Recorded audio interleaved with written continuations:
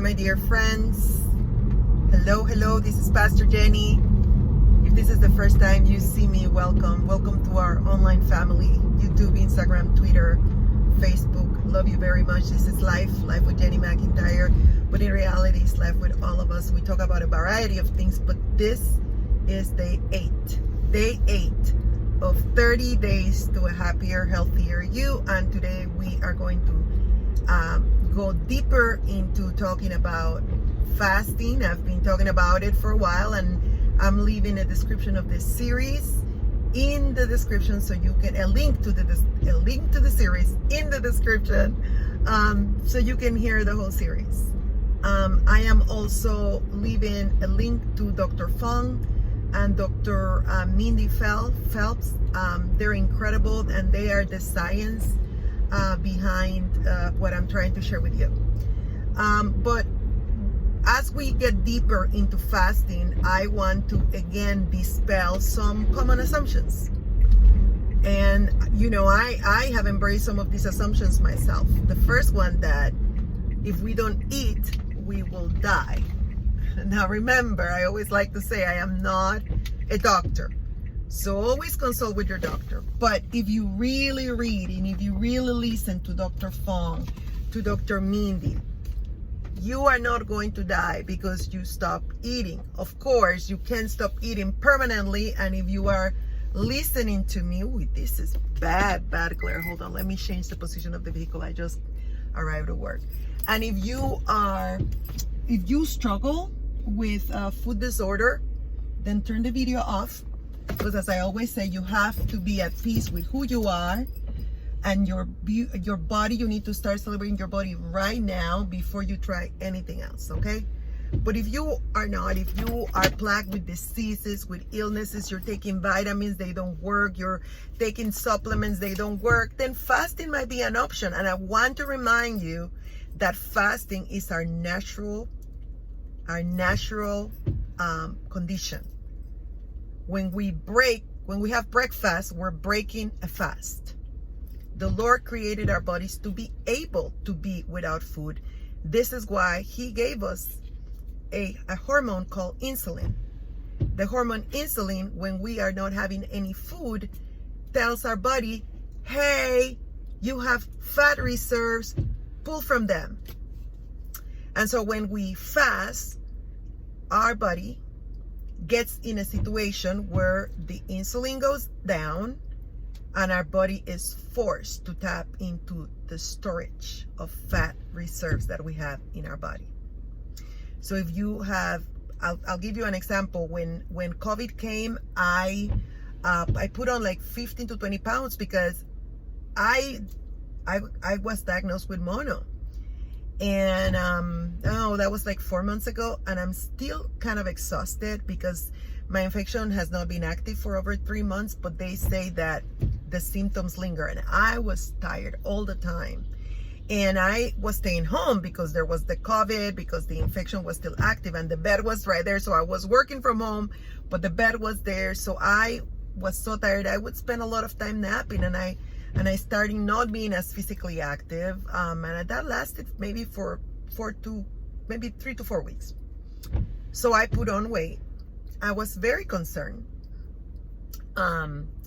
So slowly but surely, I lost that weight, but then I was in a plateau. I wasn't losing anymore, and I had still 45 pounds to lose. I always call my midsection my 12-year-old pregnancy, right? Because I can still blame JC and he's 12.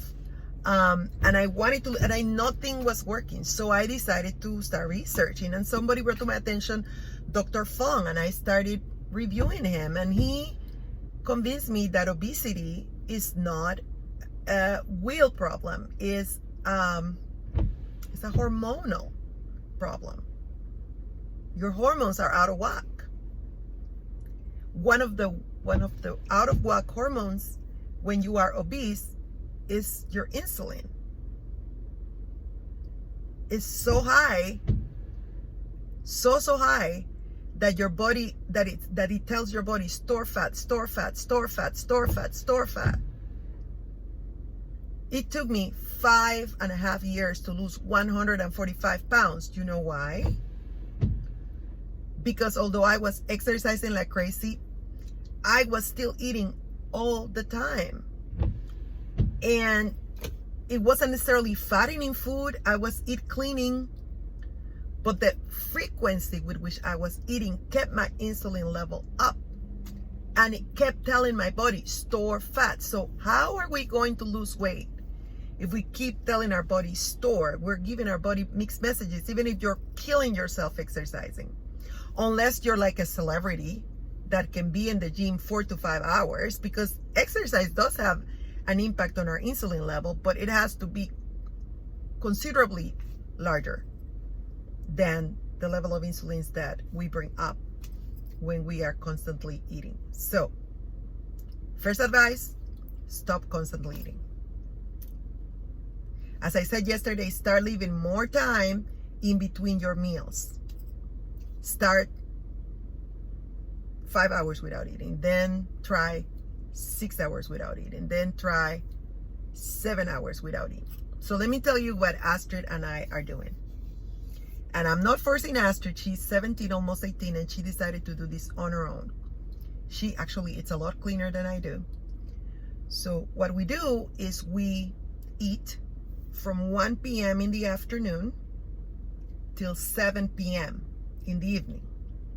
1 p.m., 7 p.m., give or take. Okay, that's 2, 3, 4, 5, 6, 7, 6 hours. We stop eating at 7 p.m. We do all our things that we have to do, and we don't eat again until the next day at 1 p.m. That is called intermittent fasting, because you fast and then you feast. What does feast mean? Feast means that you're going to eat. The idea is not that you're going to die of hunger, that you're going to be deprived. No, the idea is to take control over your body, control over your insulin levels. There are so many testimonies of people that were suffering with diabetes, and now they don't suffer with diabetes anymore because intermittent fasting eventually brought down their insulin levels. Now, eventually I'll talk to you about extended fasting, but right now I want to focus on intermittent fasting. Start expanding the time that you are without food. Slowly but surely. Remember, slow and steady win the race. Don't go all crazy and ramble on me. Oh, I'm going to go 18-6 right away. That's what I mean by 18-6, intermittent fasting. 18 hours fasting, 6 hours eating. Now, I'm going to tell you that when you do break your fast, when you are in the period of feasting, you still have to be smart about it.